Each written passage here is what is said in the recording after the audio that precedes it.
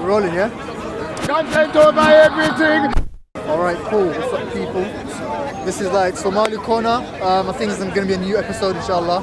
It's been a while that we haven't been on camera, we haven't been doing anything. Simply being because obviously it's winter, we got to do a lot of things, work, job, you get me? So, but today we're here together to talk about little sketch edit. It's not going to be long, it's not going to be short, just like something in between.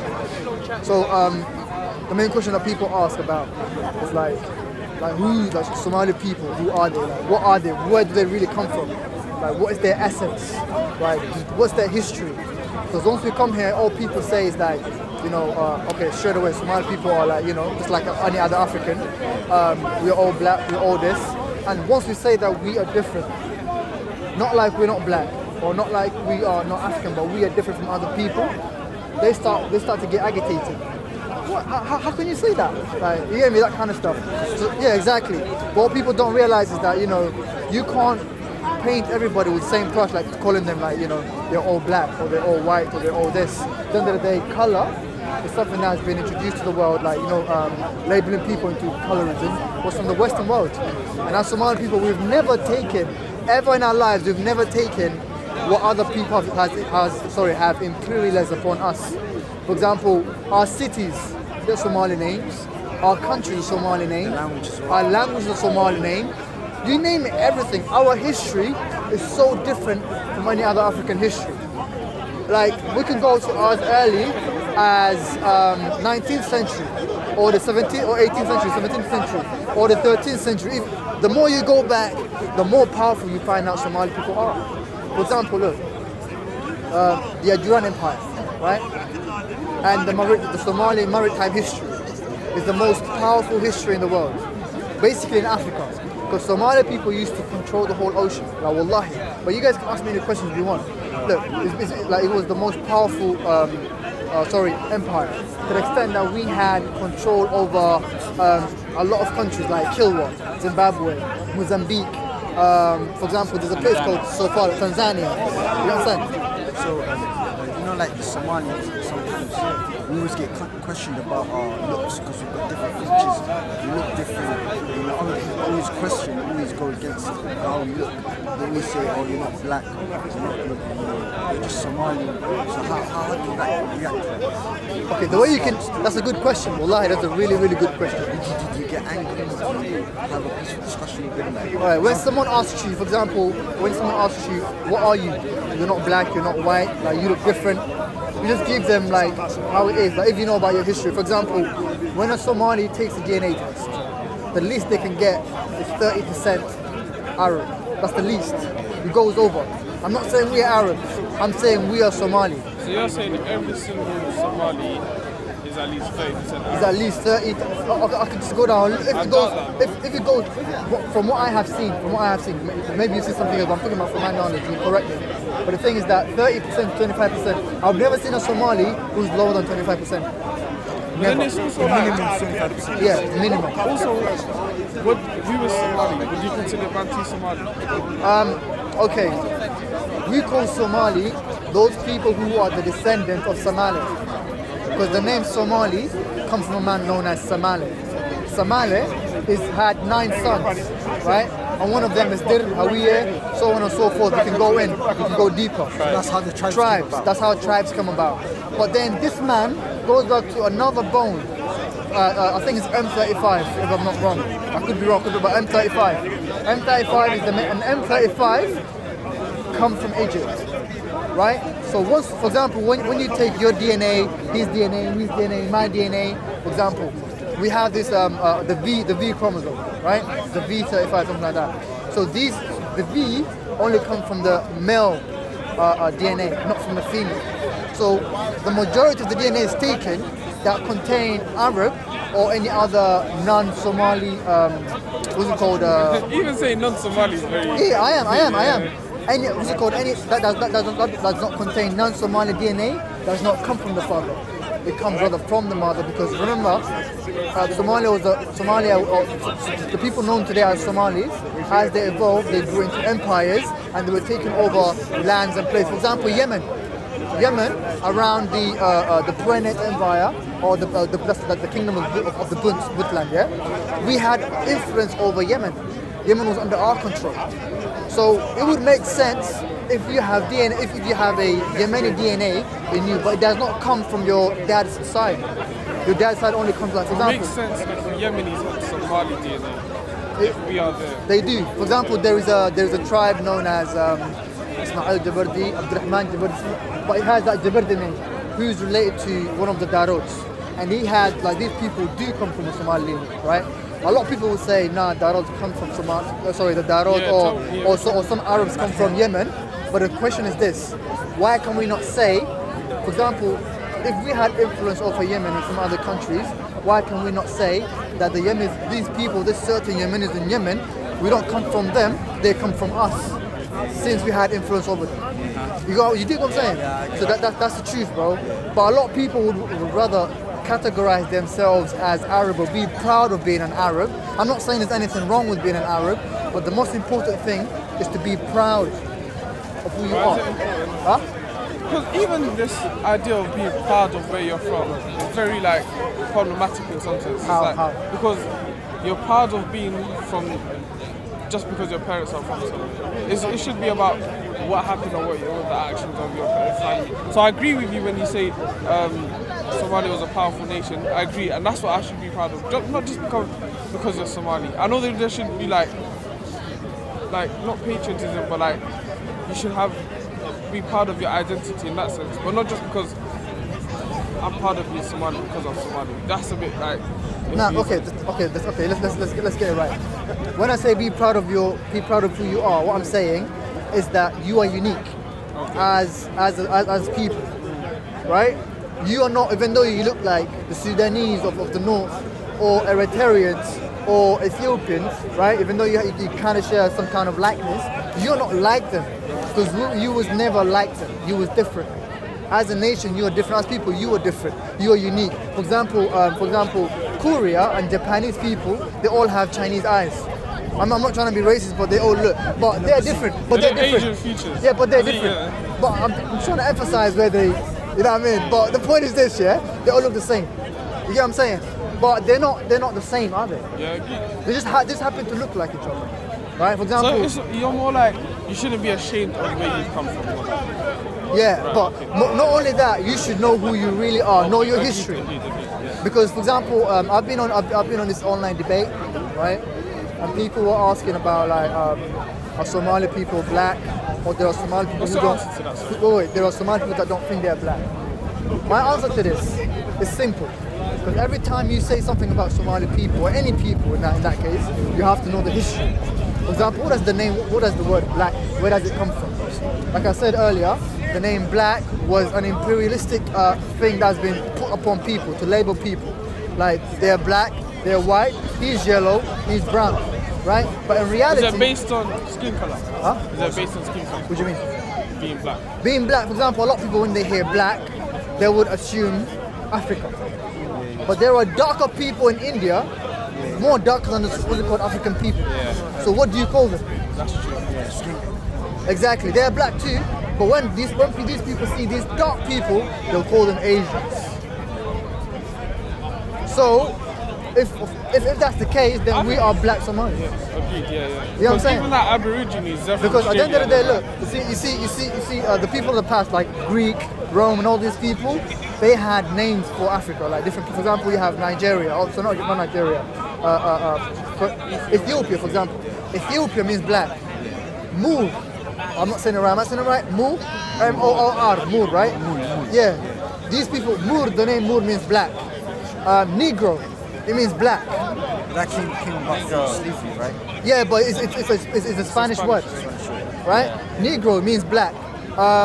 There's another one I forgot. There's been 4 of them, but these are they're not. I mean, they're all black. Oh yeah, Nilotic. Nilotic means black too. But these are black colors, but shades of black. Nilots are like part of the sub-tribes of Yeah, Africa, yeah, like Bantu, Semites, Nilots.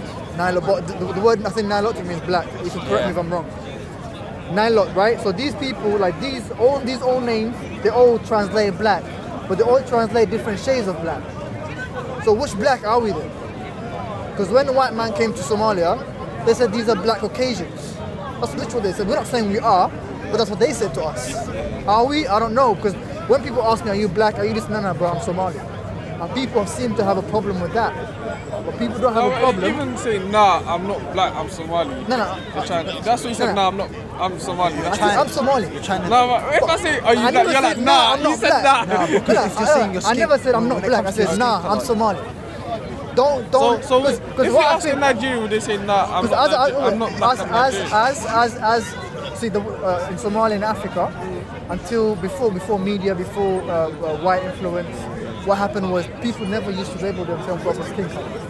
It was via tribe and lineage. Yeah, tribes. Your lineage and your tribe. That's how they will label you. Somali as well. Exactly. That's how people will label you. They won't call you the black guy. Or recently, that came about through media, through white influence. You get me? No, if you see a Nigerian person, would you call them black? If I see a Nigerian person, I don't know. I don't know what to call them. They're seen as black because they're skin I'm not colour. calling Is there anybody. any person that you'd consider black? Is there any person I consider black? Yeah. I consider black anything with a dark skin. Okay, so then in that sense, you're black. In that sense, the Indians are black. Yeah, I agree. You get me? But people won't agree with that. People say, nah, they're Asians. I've never seen Asians, the dark skin. Yeah. Asian people. I've never seen them be called like Asian, black. They're always been called Asian. Exactly. I'll show you a picture. They're not called by their skin colour. They're always called by their. I'll show you this picture. By the country that they're from. See, oh shit, someone called.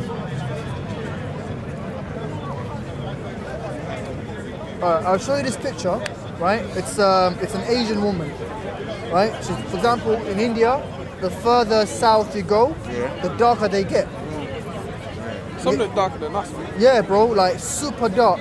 But nobody would tell them, all right, these people are black, because what we know for sure. Because for example, when white people, like back in the days, when they were talking about black people, yeah, they would differentiate what black is. They will tell you the Negro black, the Cushitic black.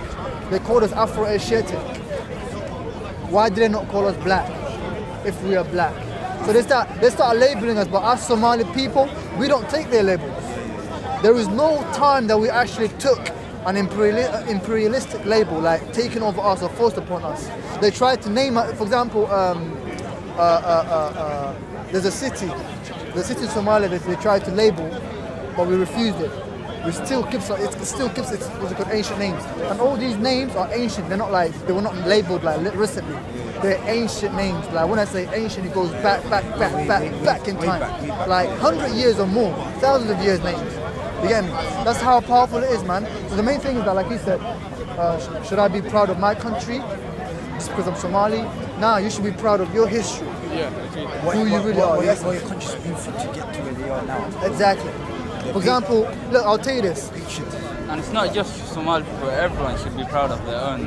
Exactly, but the reason why I come here every day, bro, and I try to talk to the youth people, Educate. and also educate, and also know what they feel like, and they can talk to me, I can talk to them, exchange. And the reason why I do it in front of camera, most of the times, is that people can see or they could know who they really are. Because wallahi, there's a lot of Somali people who get bullied. They get bullied at school. Wallahi, they go through a hard time at school. And who's bullying them? The so-called black brothers, like the same brothers that were supposed to be our black brothers. Judge their colour. They judge our colours, they judge the way we look. Just because we act different, because remember the Somali people, they have this kind of silent, prideful. They feel like, they're not the same as everybody else, they're different. And that's true, everybody's unique and different. And if I see myself unique and different, then why are you gonna hate me for? Because everybody wants to, for example, a lot of Somali youth are in a gang, what's it called, this gang-related things, crimes, yeah? The reason being because they're trying to fit in. Because everybody sees them different and everybody has a problem. There's a lot of other reasons apart from race. Wallahi, uqsimu billah, I swear to Allah, one of the major reasons is that. I doubt that so much. What do you mean? Like, as in, I joined a gang because I feel I want to fit in, based on race. This is how it starts. This is how it starts. Okay, this is how it starts. You are at school. You're young. You just came from Somalia, right? You look different. You look black, but you look different. You're not interacting with people that well, but you choose your friends carefully. You're a silent guy. People will see you as a sign of weakness. But in Somalia, we see that as a sign of a man, because a man should be always, tough and strong, and do what he does alone, right? But when people see like you're not mixing up with everybody that comes out like everybody else, you become a target. So once you become a target from school, from a young age, you give up. You'll give up at a certain point. You feel like, okay, man, people hate me, and everybody want to bully you. Now you have to fit in. You have to be like the society. See, society affects the people. You get what I'm saying? I mean, that is how it starts. Not like, for example, I'm not going to come I into don't the think park. it's a conscious racial issue because I'm Somali or because I'm And not. to be honest, over the years, like the youth of the Somalis, like the crime has increased. Is it? Year by year. Exactly. It's getting Look, bigger and bigger and bigger. we have a culture. Wallahi, uqsam billah, when I went to Somalia, yeah, I had this European, no, actually this London, Birmingham kind of lifestyle, yeah. People were laughing at me. I was a joke to them, not because what's it called? They didn't understand me. It was simply because I wasn't practicing my culture. I wasn't, you know what I mean? Exactly. I wasn't practicing my. People thought like, who is this guy? Like, why is he acting? Why is he being so weird? Like, bro. So we Somali I think people. they themselves aren't exposed to this lifestyle. They are. Okay, they watch movies every day, bro. Their families come. You can't just say that. Media's everywhere, bro. Everybody watches stuff. Everybody knows stuff. If there was no TV and they saw a man that came to them with a different kind of culture, they'd be like, what the hell is this? But they already know where you come from, who you are, what culture you're carrying. The reason why they're laughing at you, it's not because like they don't know who you are or what culture it is, or they can't relate to it, bro. It's because they see you as a joke because you let go your culture, right? And Moving like a coconut. Moving like a coconut. What's that? Moving like a coconut. Exactly. I don't know what that is, but that's how they move in it, whatever it is. You're Adan in the inside. And that, no, actually, Nah, yeah. because me, when I went to Somalia, people would be like, Waham, how? Where is he? What is this thing? Is he a bastard? Because he's carrying, he has a culture that doesn't belong to him. Exactly. And he doesn't know his original culture. So what is he? Is he a written? Is he a bastard? What is he? Look at this, yeah. No, it's Look, very for example, offensive to see that. for example, the Nigerian people. I tell you, this is why I like Nigerian people. Yeah, they'll come to the UK, right, and they influence the UK people with their music, with their dance, with everything they got. With everything they got. For example, today's music, it comes from West Africa. It's a West African music that people love so much. Today's culture that other black people brag about mostly is West African culture. How about if the Somali people did something like that? How about they brought in their culture, their music? Because me, wallahi, all my friends, yeah, those who are not Somali, they listen to Somali music. I make sure they do. If I'm listening to music, I don't listen to other music, but I make sure they do. If, for example, I introduce Danto, but some people, for example, a friend of mine will be like, "Hey boy," and you're just kind of, "Hey man, bro, that's your fucking culture, bro. What are you on about? Hey boy, Mahawai. What are you on about?" Mad craziness into my culture. Like, a bit of madness, but it's good to like. What do you mean? Like, because in culture sometimes there's a bit of like, there's a bit of craziness inside that culture. Like how? Like, like Danto, people are dancing, when Yeah. people see it, it's kind of like weird. Like, Yeah, but also It's look. weird to people that it's aren't weird to from that people, innit? culture. Yeah, I know. Like, to other cultures, like when they're dancing, when you're doing weird stuff like that. But that's how you introduce. For example, when the first time people saw what's it called, these African Nigerian dances, it was weird. But then as time passed, they saw it on them. For example, if let's say that there is a musician, right, and he does this music thing, and he's recording, like for example, if his music contains a well represented songs about Somali culture, and the video is epic, people will want to learn how that thing is done. You know what I'm saying? But anyways, the main point is, as Somali people, we should be proud of our culture and practice our culture wherever we go. It should be on our back, like a backpack. What are you? Boom. I'm Somali. There it is, man. What are you on about? You feel me? That's how it is, man. That's just the way it should be, as Somali people. But at the same time, look, the main point is that people should learn their history, bro. Because wallahi, me, I've been studying so much about Somali history. Like I know, like the back of my hand. Like there's a lot of things I'm still trying to learn. For For example, do you guys know Ibn Battuta? The king. No, he's not a king. He's a traveler. He's a faqih. So faqih, faqih. I can't say it. So basically, this guy, he's an Arab traveler, just like Herodotus, yeah, the Greek traveler. So and a historian as well. So he wrote about Somalia. So he goes to this empire known as the Duran Empire, and he talks about the lifestyle. He said that everything about these people was beautiful and unique to them. Beautiful and unique to them. He said that the way they welcome like their guests is beyond any other welcoming, right? The way he was praising the culture, the food, right? So much. For example, Somali people, yeah. If we wake up, bro, I'm sorry I'm talking too much. I'm not giving you guys a chance. But just like I've got so much in my mind. Because you've done a lot of research. Exactly. For example, Abdul Aziz al-Muqdishi. Do you guys know Abdul Aziz al-Muqdishi? Yeah, I've heard. Yeah, exactly. Basically, Abdul Aziz al-Muqdishi was the guy who governed the Maldives island. The Maldives guys, right? Yeah. And we had influence in the Chinese language. We had influence in that. The reason being, you see how history is all whitewashed. They tell you the first black man to go to China was like, it wasn't that early. It was like late times. Around the Atlantic. 44 minutes. All right. Around the Atlantic slave trade. That is when they say China was introduced to black people. Bro, shut the fuck up. Because if Somali people are seen as black people, then that means they've seen black people from time, bro. So you're saying that the black people are actually Somalis? Who? The ones that you said, the one that went to China, right? Yeah, the one that went to Somalia was us. The first black people to interact with the Chinese empires and commemorate with them, to trade with them, everything was us. It was us, bro. The first people.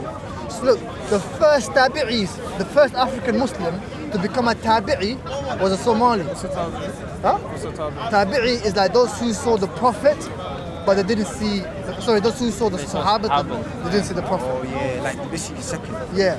And then also there are chances, because that was the first Hijriya. The first Hijriya, they came through where? They came through Zayla, innit? Where they built a mosque called Qiblatain, with the two Qiblas. And then when I they didn't even came, know that. Actually. they built a mosque called Qiblatain. One of my aims is to, gather money to rebuild that mosque. Because that mosque can become, that mosque itself is older than the mosque in Medina. That mosque in Zayla is older than the masjid in Medina. Because the Medina masjid hasn't got two qiblas. Do you know when the Muslims used to face exactly? They only got one qibla. Jerusalem. Huh? In Jerusalem. Yeah. We used to face Jerusalem, yeah. And then obviously if you come to a group of people and they hear your message, some of them would want to go see the Prophet. So how are you going to tell me the first black man to become a Muslim was Bilal? Because at that time, when the first Hijriya, Bilal wasn't even a Muslim. How are you going to tell me that? Why is everything good white and everything black bad? You get me? So my point at the end of the day is that once you know who you are, bro, you become. They say that again? Bilal wasn't the first black man Muslim. Yeah, because the first when did Bilal become a Muslim? During the Prophet's time. Yeah, but after, is it the first Hijra or the second Hijra? First. The first. Yeah. Sure. I'm not sure, but then he used to be before Islam. When Islam started to spread, Yeah. that's when he became the first Mu'adhin. Yeah, but When Islam was being introduced. when you say the first Mu'adhin, that is when Medina Mosque was built. Because when Medina Mosque was built, by now people are facing where? By then they didn't migrate. They were still in Mecca. I'll come back. Sure. Yeah. Because Islam was still being introduced, and then Adhan was introduced then as well in Mecca. And then after a few years, then they migrated. I don't know that. Thanks though. Thanks for that. But what I think, because I thought the first Hijriya, that's when these people became, what's it called? But yeah, I'll look into that. Maybe, have you got internet? Yeah. I'll look into it. But my question is, if you look at the whole continent of Africa, there's a lot of there's certain countries where it's a Christian country, but Somalis, mashallah, is Muslim. If you go to Ethiopia, there's some Christians and some Muslims. Why is it that everyone that lives in Somalia are Muslims?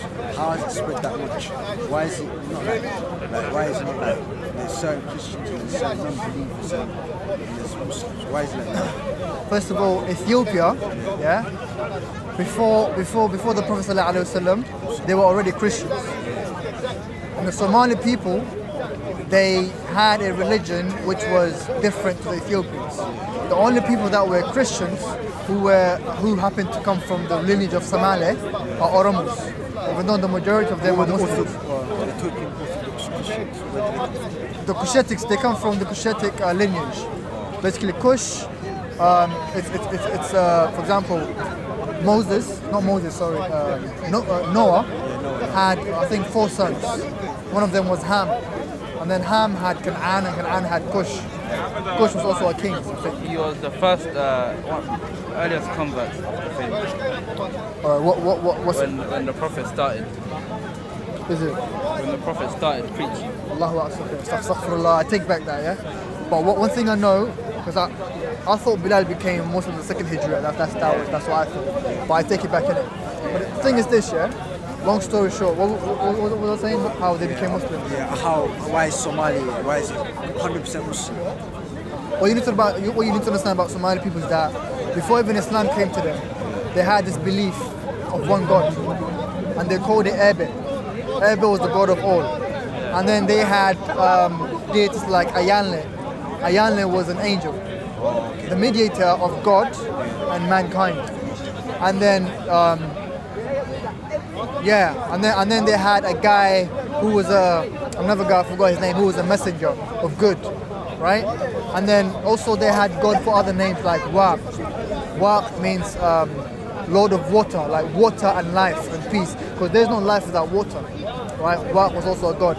So when Islam, that's why it was easy for these people to accept Islam, because they already had this belief of one God. They had the basis. And once it came to them, the religion of Islam, they just took it. It was very simple. They heard about the Prophet, they heard about what it was preaching. They were being educated. Yeah. So basically, the most important part of the... How did they get Islam? Was it like, I heard that when the Arab traders were coming to trade in the coast. That's a lie. It came to Islam, like I said, the first Hijrah, that's when they became Muslim. So they were introduced to Islam. Yeah, that's when the first Hijrah, when the Sahabas were migrating from Arabia to Ethiopia. They came through Zayla.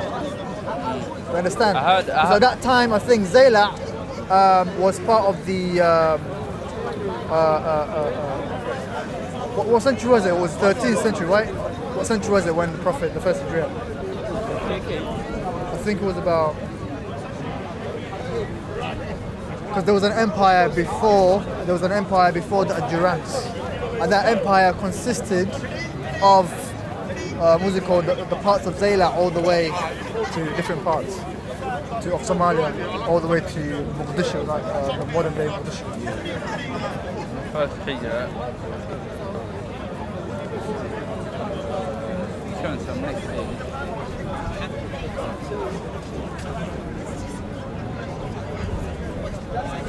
The first Hijrah century, let me just put it.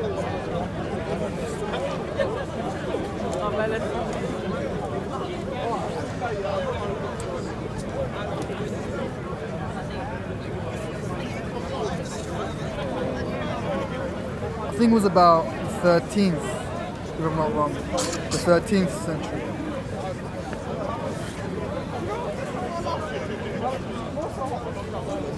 I'm good, man. I'm good. What are you saying? The big heart. I couldn't make it flag. Coffee. It's too big. Yeah, I know. Anyways, I think it was about the 13th century or after. If I'm wrong, people in the camera, please correct us. Yeah. So what I'm saying is that about that time as well, the Duran Empire was controlling major parts of Somalia. So long story short, what I'm trying to say is that the Somali people, after Bilal, I might say as well, or after Sumaya, I think her name was Sumaya. Basically, she was. That's when she became. Huh? Just give us extra 10, man. Extra 10. I'm gonna make you go on the You get me? on the other camera. This is getting deeper right now. No, huh? It's getting a bit deeper, innit? I'm gonna make you go on this camera. You get me? Yeah. So yeah, man. So that's why they are Muslims. That's why every corner of Somalia they're all Muslims, 100%. That's why. The reason being is because look. Huh? Now they had a certain sect. They believed in the Sufi sect, and those times the Sufi sect, was well known, was the main famous thing before all this Salafi and all this Wahhabism came out. And the reason being is this: there was a certain. Can you go over to this camera? I want us to there. All right, cool. Next camera.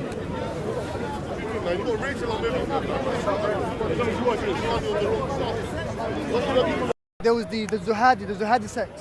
Yeah. The Zuhadi sect, or the Zuhadis, the Sufism Zuhadis, they were people of ascetic in faith, like they were spiritual, highly, like they just saw Islam in a whole different level. Like Islam is a journey, Islam is this, sacrifice your life. It was all about hard, like, you know what I mean, treating the body and, treating the body, training yourself, you get me, and going, that's what the Somali people were like. They come from, I think they were the Qadriani sect.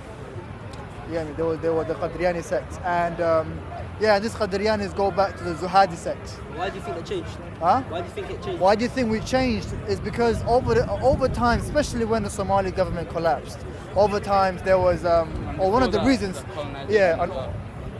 No, it's not because of the colonization. Because at the time of the colonization, one of the things that actually united the Somali people was through Islam and was through, they all had one sect at the same time. Also, what we could say is this. Yeah, man. Yeah. What else you want to ask?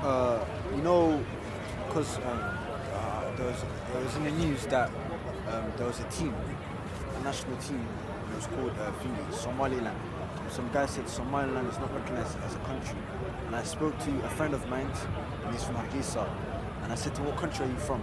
And he said, I'm from Somaliland. And I said, where's that? It's in Hargeisa. And we had a little bit of argument about that. But how do you see, as in, the difference between Somaliland and Somalia? Bro, what I see, the difference between Somaliland and Somalia, first of all, that's a political question, right? It's a political question, but there are no difference between... no, it's alright, this microphone is good. But the difference between the two, there's no difference.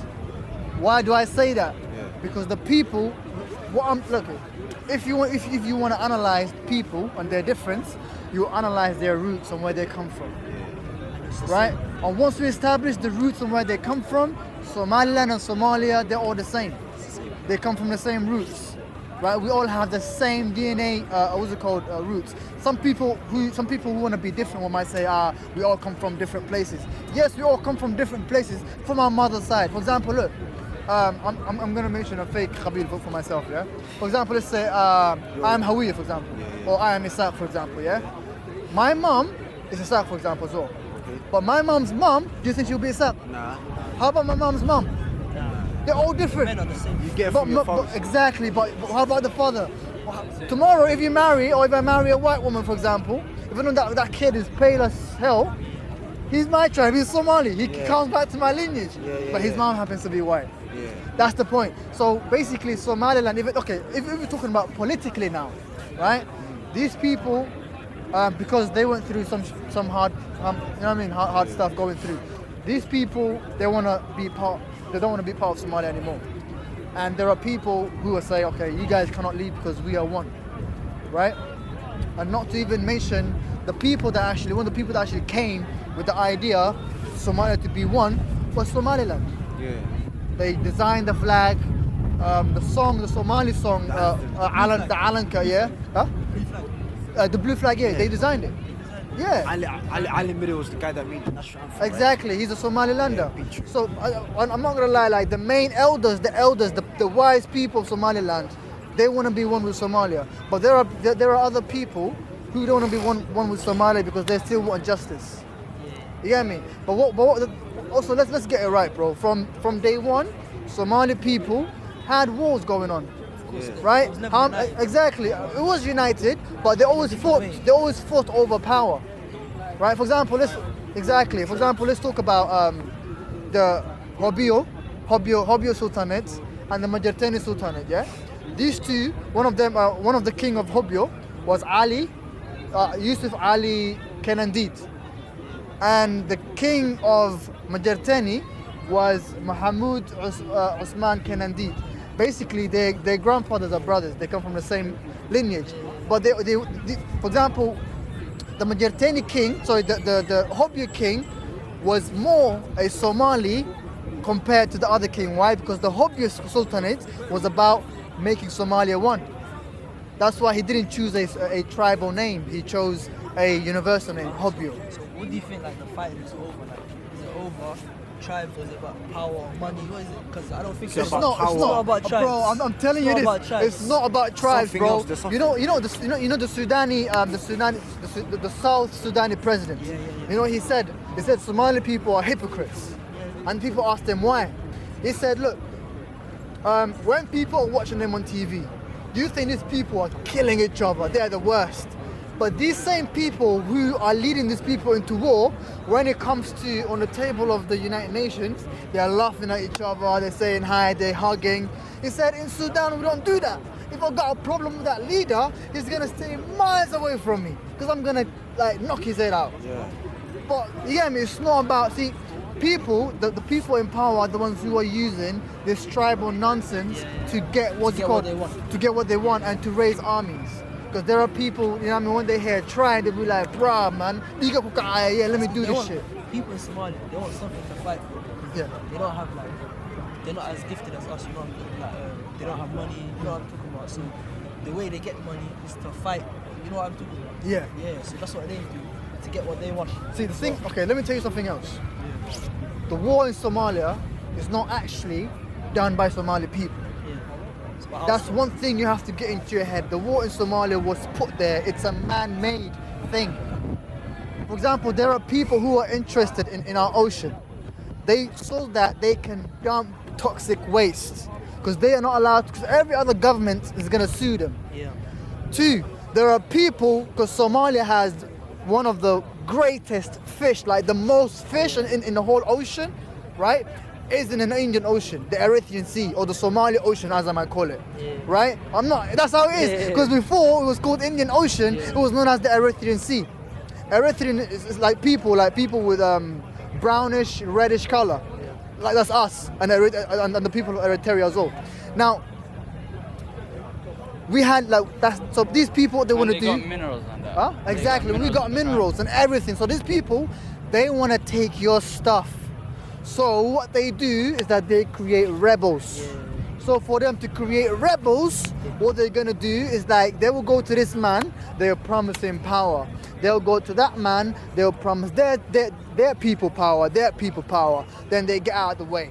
They got all weapons, and he said, for example, this man tells them, like this imperialist, this white man, or this Westerner, or whatever it is that's involved in it, or Arab, they'll go to this tribe, they'll be like, if you defeat that tribe, bro, Somalia is yours.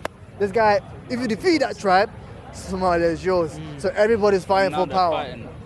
That's what they done. What was it? They done that in the. I'm not saying that they done that, but it looks like they could have done that when they put people against each other in Somalia. You know, what's his name? The guy from South Somalia. Who? The Hawiya guy. The one that just. Mahmoud. The one that done the coup. Oh, you mean I did. Yeah. So imagine they could have done like said to him, yo, if you do this, if you take over, we'll give it to you. Someone else is saying, yo, I'll promise you. Like another power is telling you, I'll promise you this. You know what I mean? Wait, let me tell you something. The thing with I did, right? It wasn't. Let me tell you the truth, bro. He wasn't a terrorist, and he wasn't killing his own people. He was defending the country, and the American people didn't like that. So they labeled him as a country. You know how American people, wherever they see minerals, they feel like they need to free that country because they got minerals. You get me? That's what they do. So they thought like, okay, we need to go free Somalia right now, right? And then they went in there, and you know the outcome: Black Hawk Down and white people being dragged on the streets. And same guy that was on a donkey. Yeah. They were trying to look for him. Exactly. You get me? So one of the things what I did was doing was he was trying to get into power, but also get back what is about to go, like what Somali people are about to lose. But people didn't get that, right? And sadly, there are people with tribal background who were fighting against him, plus the American people. But what happened when Aidid fell? Shit went crazy. We never got up. But right now, alhamdulillah, things are going through with Farmajo. What's going on Bro, right now, with a little update, they elected a guy called Farmajo, right?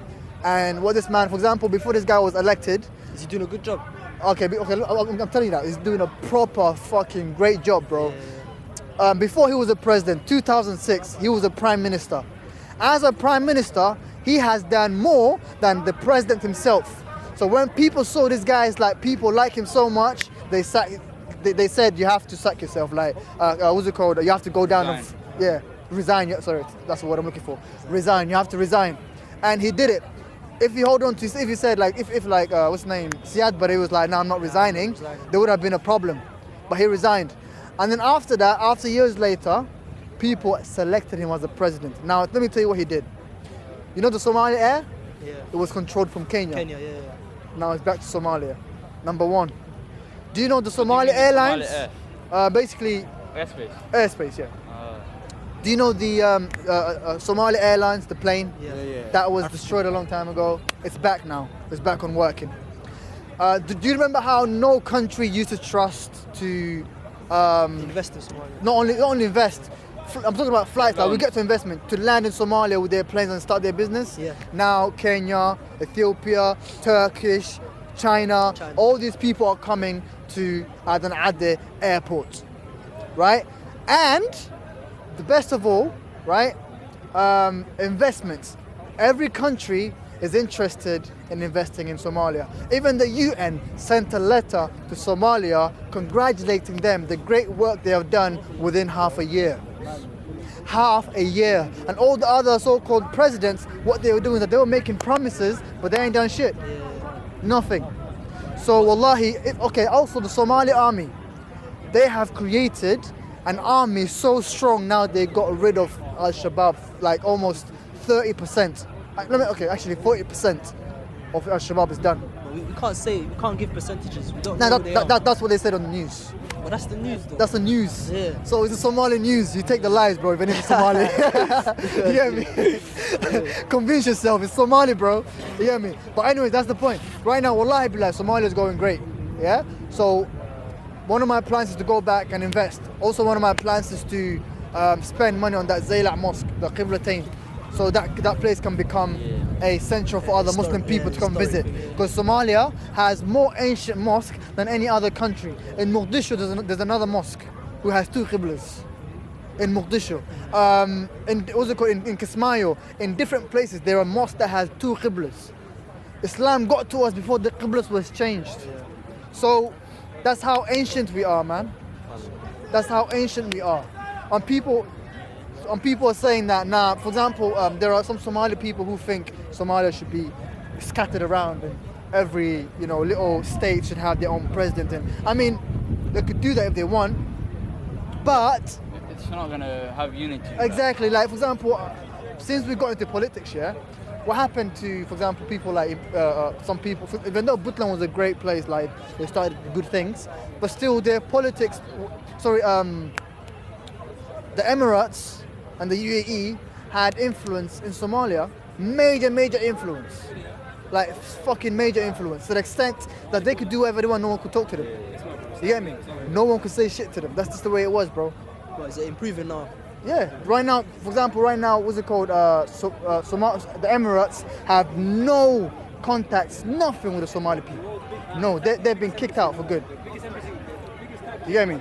So basically, Somali, also places like Sol, Sol and Sanaa. yeah, Sol and Sanaa. Yeah. Sol, what they want to do right now, they want to join back to, they want to have connection with Somalia again. Sol and all this stuff. Who were they with? Huh? Like, what side did they want to? All right, Sol, before they were part of Somaliland, right? But it's not fake. The reason I'm not saying it's fake is because see, when you want to know people, they will tell you who they are on social media. Everybody is after the new government, because the new government, what the new government is doing, no any other government could have done in like a year. Bro, in a half a year, they have fixed the army. They have built army bases. They have brought back what's it called, the Somali economy back on top. They have control over the oceans. They have control we have control over our airspace. How much? Just like in 6 months? In 6 months, bro. Like that's mad thing, innit? But anyway, the main conversation of the reason why we all started about this is that I hate when my people get looked down upon, bro. Yeah, always try to. Exactly, and I hate when my people stand in camera and embarrass themselves. No, I don't think it's that. Bro. Wallahi, Like, honestly. No, it's because because they've got pride in it. They're proud to be, and people when they talk Fam, about everyone's Somalia, got to wrap the thing, fam. Yeah, we're gonna wrap it up. when We're gonna they wrap it talk up. about Somalia, they get emotional. And stuff. Yeah, it's deep. Man. It's deep. support. But anyways, what we're saying, long story short, yeah, we're gonna end it. So at the end of the day, this was another good episode with my brothers right here. Glad you're here, brothers. So at the end of the day, the main point is all Somali people should be proud of who they are. Know thyself. Know who you are, man. If you know your history, you know your deen. There are only two things that work in this world as a Somali: your deen and your dhaqan. Those two will get you everywhere, man. I know a lot of you, maybe some of you are being bullied or some of you are going through hard times. Please come to the park every Sunday and connect with man like me and man like them so we could, have a chat. Salam. Come take over everything from your belly. Come, man, say it straight. Man, don't listen to BBC. Man, don't listen to ITV. But what I'm saying is that on the one hand, you're showing her a bit of love, and then you're cursing her out that she got a gin in her. No, I did that because she was like slandering me about certain things. But what I'm trying to say, was a reaction to what she did, her action. But what I'm trying to say, my brother James here knows that inshallah this week he is going to be looking into in depth all those atheists out there who don't believe in God. We're going to have a meeting in Edgware Road and we're going to talk about the existence of God. I want all of them